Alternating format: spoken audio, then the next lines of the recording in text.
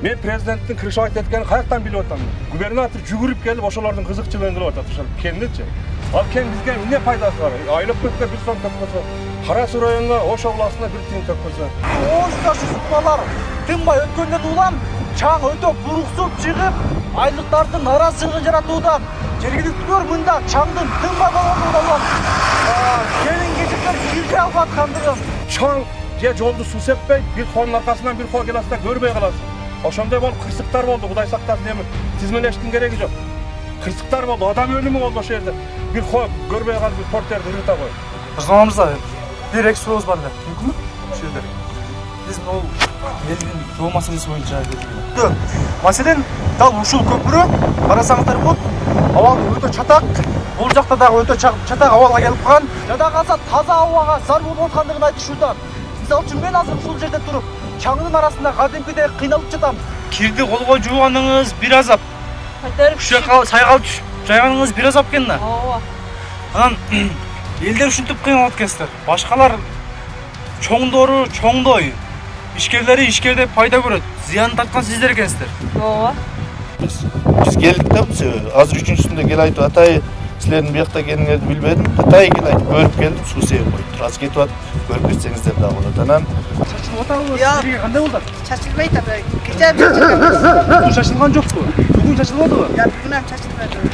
Жана айлык өкмөт башчыңыздар ушул бүгүн таркылга айылга чачылды деди да? Чаңды жоккузун, суу сепсин, жолду теп-тегиз кылсын, алардын мышыгын эч ким иштебейт да.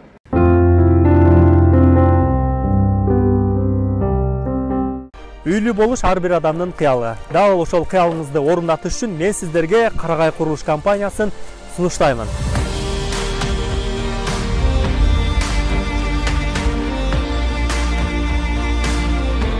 Эмне себептен деп ойлонушуңуз мүмкүн. Анткени бул курулуш компания акыркы үлгүдөгү жабдуулар менен курулууда. Бул жаңы курулуп жаткан үйдө газ, свет, ТЭЦ, бардык чарбалык жумуштарынын бардыгы чечилген. Карагай курулуш компаниясынын документациялык иштеринде көйгөй жок, бул жактан 100%га кепилдик берилет. Бул курулуш компаниясы курулуштун А блогун толугу менен бүткөрүүдө. Ал эми калган 2 блогунда курулуш иштери жүрүп жатат. Дал ушул курулуш компания туурасында кенен маалымат алгыңыз келсе, өздөрүнүн YouTube каналы бар экен, ага катталып, кенен маалымат алыңыздар. Жана ошондой эле экран астында жазылган телефон номерлерге чалсаңыз, 24 саат бою сиздердин кызматыңыздарда. Кыялыңыздагы аянты кенен, тынч жерден үйлүү болгуңуз келсе, анда Карагай компаниясын тандаңыз. Анткени бул компания сиз ойлогондон да мыкты.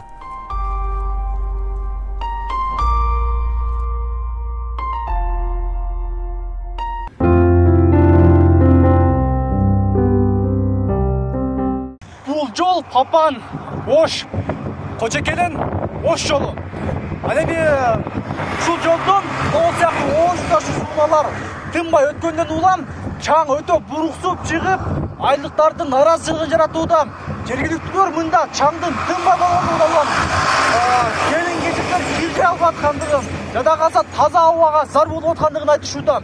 Мисалы үчүн мен азыр ушул жерде туруп, чаңдын арасында кадимкидей кыйналып жатам. Ал эми бул жерде бир нече жылдан бери жашаган айыл тургундары дал ушул жол жайында жашаган айылдыктарга аябай эле оор болууда. Алар канча жолу жогорку бийликтегилерге айтканы менен маселеси чечилбей келет деп жергиликтүүлөр нааразы болуп жатышат. Папан айыл аймагында 17 айыл болсо, бул чоң жолдун жээгинде жайгашкан кыштактарга оор жүк ташуучу унаалардын каттамы бир топ эле зыян берет экен. Жолдун начар абалда болгону бир гана унаалардын тетиктеринин тез бузулуусуна алып келбей, буруксуган чаң мындагы аял затында чоң маселесине айланган. Балдардын кир когун жууган учурда аны жайып кургатуу да өзүнчө бир чоң түйшүк. Эгер жууган кийим-кечени жол боюна жайып койсо, андан бетер кир болот. Мындан улам жолдон алыскы сай бойлоруна алып жаябыз дешет айылдык келиндер. Кийимдерибизди ошол жолдун боюнан бекитип, ана дайранын боюна алып түшүп жаябыз. Демек, тиякты жолго жайсаңыздар эмне болот? Чаң болуп калат да, кайра эле ылай болуп калат. Жайган. Ал чаң эмне пайда болуп атат? Колор өтүп атат, суу чачылбай атат. Ошодон болуп атат. Ошондо болмак килдериңиздерди сууга жаасыздар. Суунун боюна жаябыз. Алыстап жаябыз, ылай болуп калат кайра эле. Суу чачылбайт. Кирди колго жууганыңыз бир азап. Көтөрүп Ушул жака сайгал түшүп жайганыңыз бир аз алып экен да. Ооба. Анан элдер ушинтип кыйналат экенсиздер. Башкалар чоңдору чоңдой, ишкерлери ишкерде пайда көрөт. Зыянын тарткан сиздер экенсиздер. Ооба. Жашоо кыйын. Жашоо кыйын. Ушинтип жашап атабыз, эмне кылайлы анан? Башка жака көчүп кете албасак.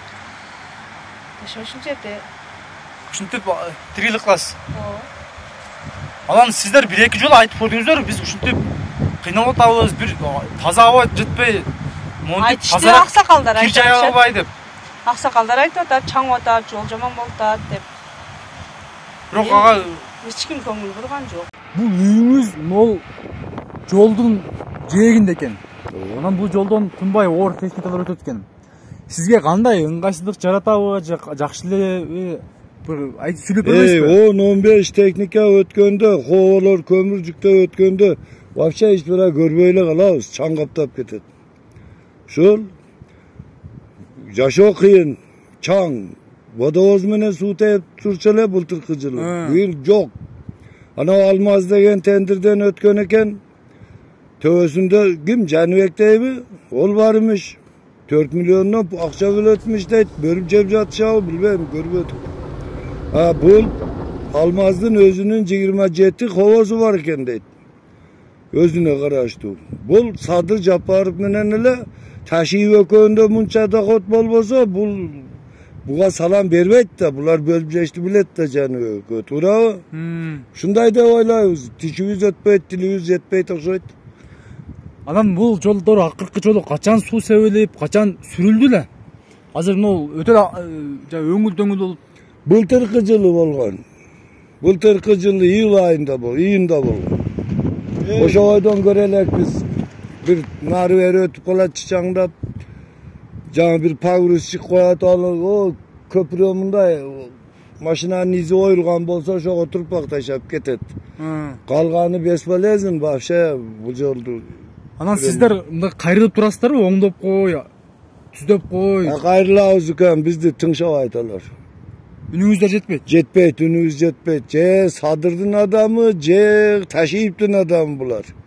Башка бир ишенген жери болбосо мындай болбойт. Жаныбек дегени ол Бишкек жерде жатып жечүү неме экен да бу.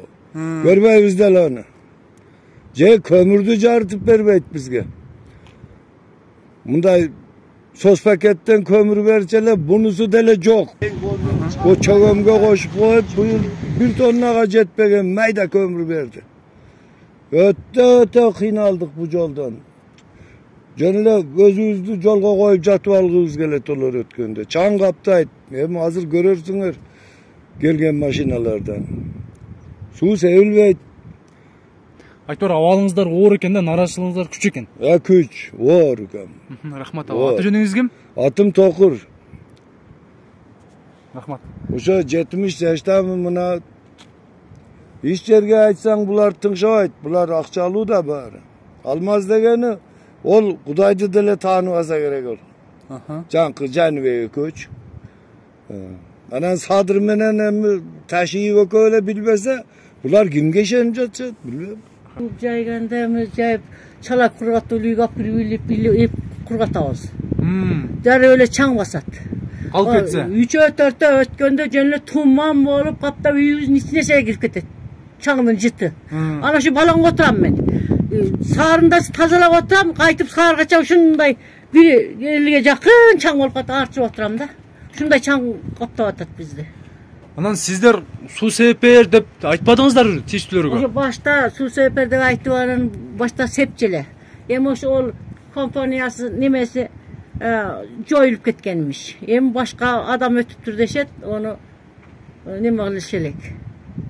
Директаштыр элек да. Кыска сиздерден кабар алган эч ким жок. Жок, айнанан какта бизден кабар алат. Эми ушунда отурсак ким кабар алат бизден? Чаңдын арасында отурабыз ушу. Жөн чаң болуп неме болуп кетет. Үйдүн ичине кирип кетет. Туман болуп ушундан ары чыгат, ушундайынан кетет туман болуп. Ал секин рагым айдашпайт экен, олар катты айдашканда жөн элечи туман болуп кетип атат. Ошо. Отурабыз. Бу мисалы үчүн азыр неберелер, балдар келип калат. Келип кечээ кетти, кечээ кетирдик. Олар эшикке чыгып, неме кылыштан oyun oştaram neme kılıp kalışat. Çaң juttuk biz, şamal boldu, çaң juttuk dep uyda oturuşat, uyda oturup kalışat. Yaşlar. Biz Oş oblastının Karasu rayonundagı eң alыскы 130 kilometrdegi жашаган bir кыйналган элбиz да. Анан ушул биздин зонада Баткен областынын Кадамжай районунун Майдан айыл өкмөтүнө караштуу bir Бешарча Бел Алмау деген кен бар да. Ал кенди иштеткендер дин кыргызчасы президент экен. Себеби биздин президент айткан өзү негизи. Эч ким Кыргызстанда крышабайт этпеш керек деген. Мен президенттин крышабайт эткенин каяктан билип атам мен? Губернатор жүгүрүп келип ошолордун кызыкчылыгын кылып атат ошол кендичи. Ал кен бизге эмне пайдасы бар? Айыл өкмөткө 1 сом төкпөсө, Кара-Суу районуна, Ош областына 1 тиын төкпөсө, балким Кыргызстандын казынасы бирге деши мүмкүн. Бирок ошол жердеги жашаган эл журтка пайдасы тийиш керек да ал жерде кен иштетип аткандан. Ал кендин кедергиси биринчи жаратылышка тийди. Мен аягын точно билбейм канча километр экен. Папандан бери 40 километр жерде дарактарды куратып салды. Жолду талкалады дегенде бул элдин көйгөйү да. Машинаны бир шаарга бир барып келиш менен машина ремонт кылыш керек. Азыр элдин акыбалы кандай состояниеде? Ал чаңды ошондой уда бир 200-300 коону ол жолго салып коет. Чаң же жолду суу сеппейт, бир коонун аркасынан бир коо келаста көрбөй каласың. Ошондой болуп кырсыктар болду, Кудай сактасын, эми тизмелештин кереги жок. Кырсыктар болду, адам өлүмү болду ошол жерде. Бир коо көрбөй калып, бир портерди ырыта коюп. Мына ал жерде Кожекелен деген бир 200-300 кожолук бар. Эч кур десе, ошол кен бир даже 2 тоннадан көмүр берип койбоду да. Ушунда кыйналып аткан элге бир 90 тонна көмүр берди. 300 кожолукка 90 тонна көмүр берди. Бул деген бул реалный эмес да бул. Болбосо миллиарддаган пайдаларды көрөтмүш, биз бирөөнүн пайдасын эсептешке мүмкүн эмес.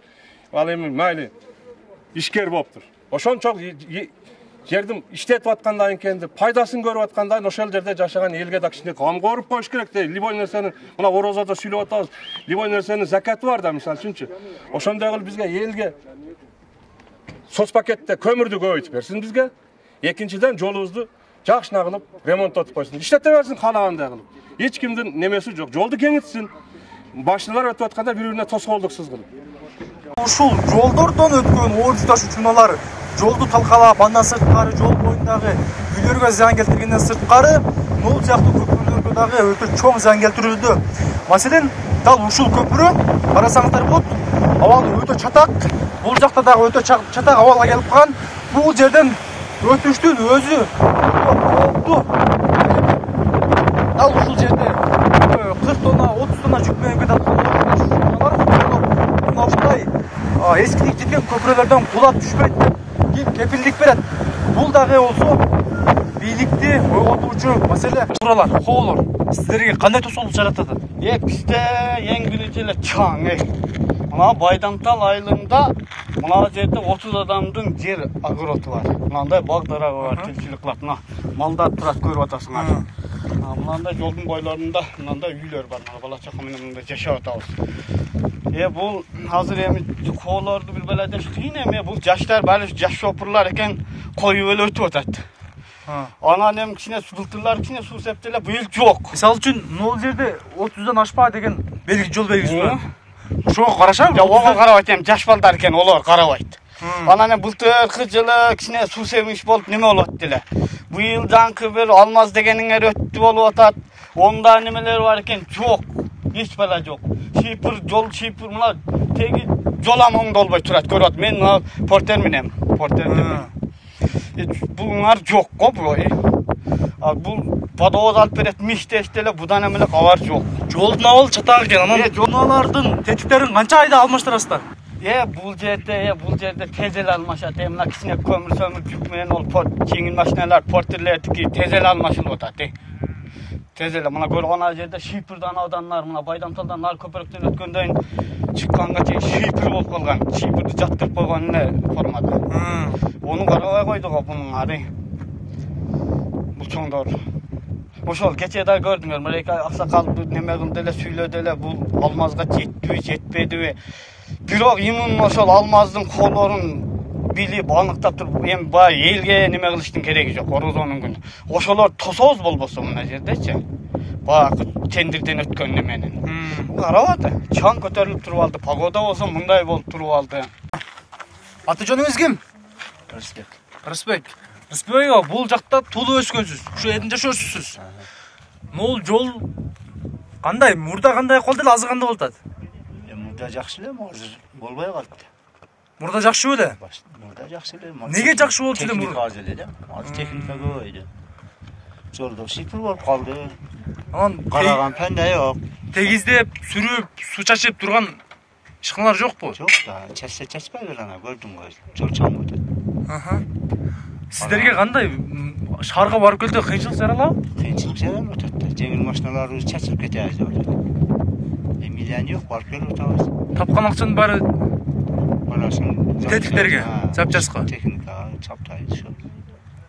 Шуну жакшылап карап койсоңуз жакшы болмок. Рахмат. Өзүңүз бир келтирип бериңер. Бул жолдун абалы кандай аба? Бул канаттандырарлыкпы? Мисалы үчүн ушул жолго баа койсок да, мугалимдер окуучуларга баа коет го. Жакшыларга 5, начарларга 2 деп.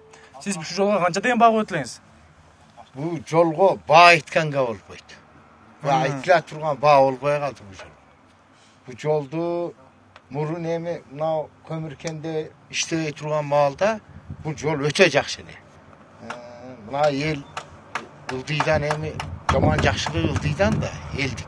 Ушул жакта жашап аткан элдик. Эми азыр барып келиш өтө кыйын. Мурун эми беймарал жол жакшы эле. Өкмөт карайт эле буякты.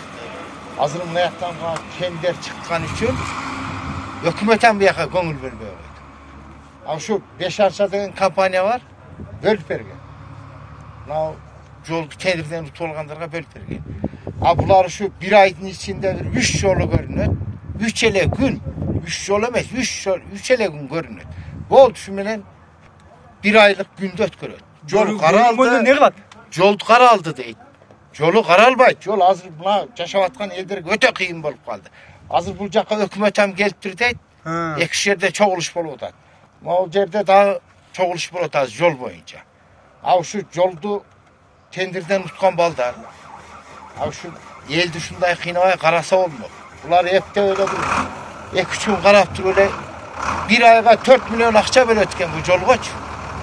А ушу 3 жолу карап коюп эле болду ошо 4 миллион деп сиңиришет дагы да жатат. Мына бүгүнкү кечээ 2 күн мурун эл башы чукат, депутаттар чукат, жолду карагылады. Эртеге техникабыз сүрөт деп сөз берген, бүгүн ham жок. Ол сөз бергенден бери 3 күн убакыт өтүп атат. Жок. Бул жол тосулат. Ушул акыбалда кеткен болсо. Буяка эч мына оор ташыган машиналардын кереги жок. Анан жок карап, мыйзам чегинде жакшынагып жолду карап берип турушкан болсо, каттай берсин. Элди кыйнашпасын жашаган элди. Ушул эми айтарбыз. Рахмат. Бирок мына жолду карап аткан аз 5 акча компаниядан утуп алган балдар. Булар караса, карайт, карабаса тез чогулуш керек да булар. Бул эл кадалды уже. Эми бир сыйра ушу аз сирер өткөрүп бере бериле, дагы чара көрүлбөсө, эми эл өзү чара көрөт деп. Катуу чара барасыздар? Кандай чара? Катуу чара көрөбүз. Хут президентке камчек ташыйдын өзүнө кайрылабыз деп. Бул болбой калды. Эч элди ham эле көз кирбей калды. Жашоочулардын пешенесинде болгон кандар эле да булар булчу. Азыр эми эч кандай ушу пайдасы жок эле толук эле зыяны болуп атат. Чаң менен эле жол жашоочулардын мына жолун бузганы болуп атат да. Жогору жакта бир контроль кылып, бизде баягындай депутат ham жок болуп атат да. Мына ушу кандерге жолду жакшылап, асфальт кандайдыр оңдотуш керек эле да. Бул кендер ушу биздин элдин пешенесинде бүткөн кендер эле да. Сиздерде баягы депутаттар жок дейсиз, бирок сиздерде таанымал саясатчылар бар го. Бул Нурбек Алимбеков деген ушул жактан болот. Берсим Мырзахманов деген ушул жактан болот, бул калчы деп. Тег эле мына биздин мына тоо тараптан эч ким жок болуп атат да. Бияк алиги эмчек салбаса байле бала ыйлабайт дегендей сөз болуп атат. Бала ыйлабаса эмчек кайда? Эмчек кайда. Бизде ошондой ояка жеткирген адам жок. Сиздер ыйлаңыздар да. Ыйласак ушул жерде туруп нечени айтканбыз болбойт, жок. Ыйласаңыздар да эмчек. Деп туруп эле жок. Ушул негизи бул gel almalı emas. Bu yakta da kendileri var. Uşular menen vallahi birigip durup uşu joldu. Жақшылағын, асфальт қылып, елдің көшіресіне бір ұлғып берсе жақшы болады. Бізден азыр мына жолдар бойынша мына папандан берағына ешқандай бізге жолымыз оң емес. Көпірлер өзі начар, ахуалы өзі начар. Біздің башта Сайыз малындағы жолға қарағанда азырғы жолы бұзылып кетті. Чұқыр шақыры көп. Ел қиналып атады. Башта 1 саатта шыққан жерге біз 4 саатта машинамен зорға жетіп атабыз. Азыр Ошқа барабыз деп. Сағар барсақ бүгін Ошта жатып қалып келіп атабыз. Қиналып атабыз. Жолыбыз, көпірлеріміз өте қиын болып атады. Ошо мурда тегиз эле да азыр мында болуп кетти. Эмне үчүн мурда тегиз болгондо азыр анда тегиз болбой атат? Башта тегиз болгон убакта ол Сайыз малында техника аз болгон. Азыр мына хо дегендер көп чыкты. Ушулар келип атат. Күнүнө камна 400 хо келип кетип атат. Жолду бузуп атат.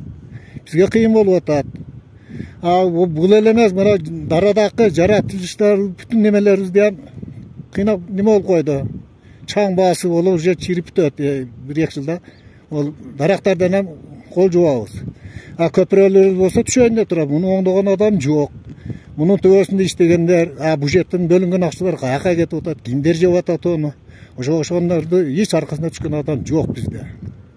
Бизде ушундай көйгөй кыйынчылык болот. Мына биздин өзүбүздүн маалада айылыбызда болсо, үздөгү чачка компания кеткен бойдон бир машина басып келе элек. Мына жерге техника түшө элек. Же грейдер, же трактор, же бир суу чачкан нерсе жок. Мына азыр мына жерде 80га чыккан чалуубуз бар эле. 2 баласы ооруп калып, базга кет гриптен. Ошол нерселер бизге көйгөй көп болуп атат. Ушуга бизге карай турган адам барбы? Жаңы Алмаз деген бар экен, Жаныбек деген бар экен, мунун төсүндө акча жеп жаткандар. Бу жолго иштетип атат, же өздөрүнүн чөнтөгүн иштеп атат. Анан жол маселеси кандай кыйнап атабы агай? Ага же кандай болуп атат? Жол маселеси өтө кыйын болуп атат. Көмүр кендер көп. Хова үлгүсүндөгү машиналарга жол туруштук кыйын болуп атат. Ремонт кылмыш болуп грейдер шагал төгүлүмүш болот, бирок эки эле күндө кыш болот. 2 күн десем көп эле аша чапканда болот. Аш болсо 10 күндө кадимки баягы көрүнүшкө келип калып атабыз. Жол бизге өтө татаал болду, өтө кыйын болду. Көпүрөлөрүбүз азыр көрүп кетсеңер болот. Көпүрөлөрдүн акыбалы дагы өтө оор. Анан ушу чаң кээде күн 10 күн 15 күн катар тийбей калган күнү ушу даранын ичиндеги дарактар боз болуп боздоп адам ырайыма келе турган болуп неме болуп калат. Дагы Кудай бар экен, жамгыр жаап жуулуп калып атат. Бул жол маселеси бизде өтө көйгөй болду. Бул бир асфальт кылып, калың басылып неме кылбаса, билбейм, болбосо бу Хо машинасынан трасса жол, шагал жол, топурак жол туруштук бергиде эмес. Анан бул жолду атайын тегизде сүрүп, суу чачып туруп карай турган ишкана барбы сиздерде? Көмүр кемдер айыл-айылга чачтырып атат. КамАЗ менен биздин мына неме. Бул күндө чачканда ошол 10 күндө жөн эле келдин башында болуп эле чукур чакыр болуп жатып калат экен. Бул дагы болбогон бир чаңыбайт деген менен буягы каякка качышты билбейсиң. Машинаны айдай турган жер калбайт. Көл болгон жер чукур бутыр. Кыскасы жол маселеси өтө көйгөй. Калың асфальт болсо билбейм, болбосо бул Хого эч кандай жол туруштук бербейт экен. Жолду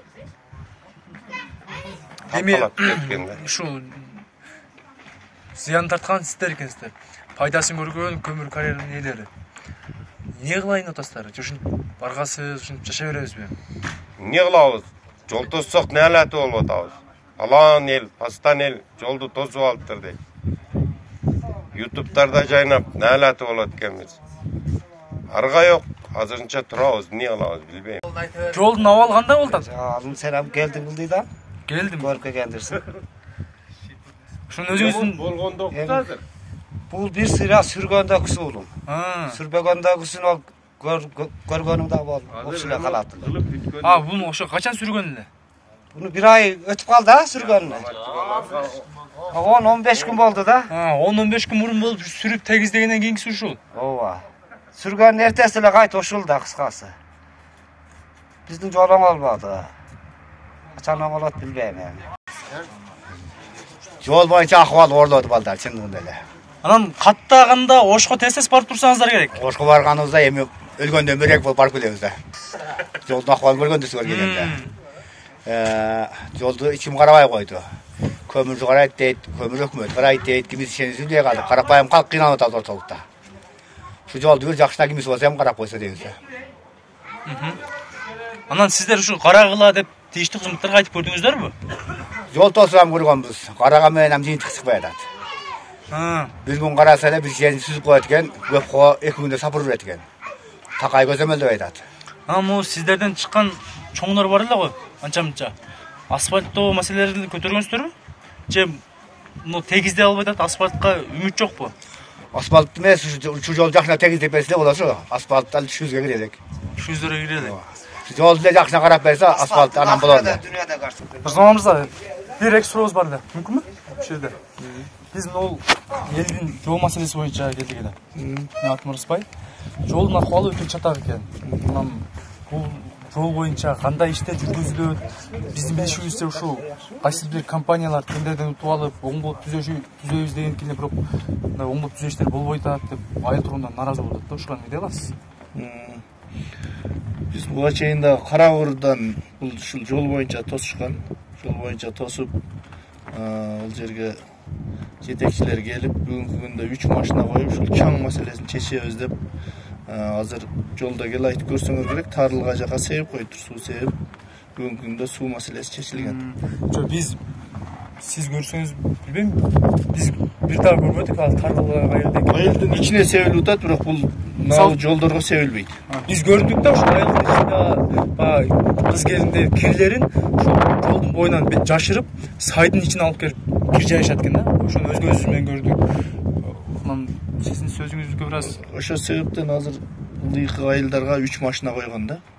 Тынбай иштеп турат. Сеңер керек, азыр 1-2 күндөн бери иштеп атат деп маалымат берди бизге. Азыр кел айтып өзүбүз көрүп тарылганын ичине, бирок себиптир бүгүнкү күндө суу себиптир. Соц пакет боюнча да айыл тургундар айтып атат. Мурдагы жылдарда салыштырмалуу акыркы жылдары жыл сайын азайтып баратат деп атат да. Ошого кандай дейсиз? Тескерисинче бул көбөйүп кетип атат. Биринчи 200 тонна берген, кийин мен айыл өкмөт болуп 2 жыл болуп атат. Кийин 500 тонна, биз келген жыл 800, бу 2022 1000 кылып жылдан жылга кошуп 1000 тоннага чыгат. Буга чейин 200 тонна, 300 тонна да калып жүргөн. Азыр 3 эсеге көтөрүлдү. Бир эле бел алмадан алынган да. Эми башка көмүр кендер дагы, мына өзүңөр билип, элдерден сурасаңар болот. Бул жакта дагы 2 көмүр кен бар. Булар 200 тонна, 100 тонна кылып дагы майдалап бергендер бар элдерге. Демек, жанагы айткан жарандардын сөзү чындыкка дал келбейт. Жок. Жылдан жылга көбөйтүп алып атабыз. Жылдан жылга азайтылды деген жалган айтышма туура келет. Айылдын ичине суу себилди, азыр кетип атып көрүп кетсеңер дагы болот. Эми ол жалган айттырбайт. Биз азыр турат. Жалган айттырбайт деп атасыз. Тарылганы карап өтсөңөр, мен дагы өткөндө ушу менен 2 жол жыйын болуп келгенбиз. Биз келдик да, азыр 3-сүндө кел айтып атай силердин биякта экениңерди билбедим. Атай кел айтып көрүп келдим, суу себип коюптур. Азыр кетип атып көрүп кетсеңиздер дагы болот. Анан Папан айыл өкмөтүнүн Тарылга айылында турабыз. Жогоруда ушул айыл өкмөт башчысы Нурзаман Алимбеков айыл калктуу конушта жашаган жерлерге ушул суулар тынбай чачылып аткандыгын айткан. Анын катары ушул бүгүн Таргылга айылына ушул суу чачылгандыгын айткан эле. Биз азыр ушул жерде айыл тургундарын көрүп калдык. Сурап көрөлүкчү. Саламатсыздарбы жылдар? Мен атым Рыспай, фамилия Мажитов, Бошкон журналистмин. Бул жерлерге суулар чачылып атабы? Силерге кандай болду? Чачылбайт апа. Кече чачылган. Суу чачылган жокпу? Бүгүн чачылбадыбы? Жок, бүгүн ham чачылбады. Жана айыл өкмөт башчыңыздар ушул бүгүн Таргылга айылына чачылды деди да? Бүгүн чачылды, чачылбадыбы? Жок, чачылбады. Көрбөдүк го? Чачылган жок. Булар мен кол кеттим эле көрбөдүк. Бүгүн көрбөдүк. Мен өңгүй бардым эле. Чачылгандан кийин 1 сааттан кийин эле кайра чаң өтөт. Соолор өттү, чамый. Чамый эле калды жолдор ооба. Эжем. Чачылбады же чачылды? Чачылган жок, чачылбады. Көрбөдүк. 2 күндөн бери чачылып, кече дагы чачылбады, бүгүн дагы чачылбады. Мурун күнү 1 жол чачылды. Негизи бүгүн чачылган жок. Бүгүн Жок, жана чачылган жок. Жок, чачылды. Баллонун жарылып тур дешип атышат. Биз көрбөдүк. Ошону мен убийбасым эле бирөө айтты да. Могул жолдо чаңгыганда сиздерге зыян келтиребиби? Өтө зыян. Кир жай албайбыз мисалы. Окаткылар, туберкулездар көп болуп атат. Мына жолдун бою чаң үйгө карап турат. Нормальный тамак жей албайсыз. Мисалы, ол жака тамак жасай албайбыз биз. Эшикке окат кыла албайбыз. Эшикте тамак кылсаңыздар, тамагыңыздардын үстүн чаңгы. Чаңга делгидей машиналар өткөндө чаң. Толуп калат. Үйгө чыгабыз, үйдү күн да ыссы деп. Үйгө чыгканда дагы бизге эме жок. Күн ысыгына карабай айлардын үйгө чыгабыз. Ой, үйгө чыгабыз. Эрте менен кеч үйгө чыгабыз. Күндүк эле үйгө чыгабыз ошо. Анан кирлер жайганда кандай кыласыздар? Кир жайганда кайра чаң кагып калган түрү айла жок, мындай бүктөп салпын башка айла жок. Чаң ошону карап берсе жакшы болмок. Ана дейт, мына дейт, ошо карабайт. Ошо колдор могул жерден кандай жогорку ылдамдыкта өтүп бир катуу өтүп атат. Бала чакка? Катуу өтүп атат. О, былтырлары аябай эле болуп, мына жеңем баласын уруп кетейин деп аткан. Энеси ким эмесин чакыргыла, жеңем жок эле анда. Неме кылып. Азыр эми сал секиндирип атат. Жаштар наоборот катуу өтүп атат дагы делечи. Коркунуч жаратып атат. Ооба. Рахмат чоң сиздерге.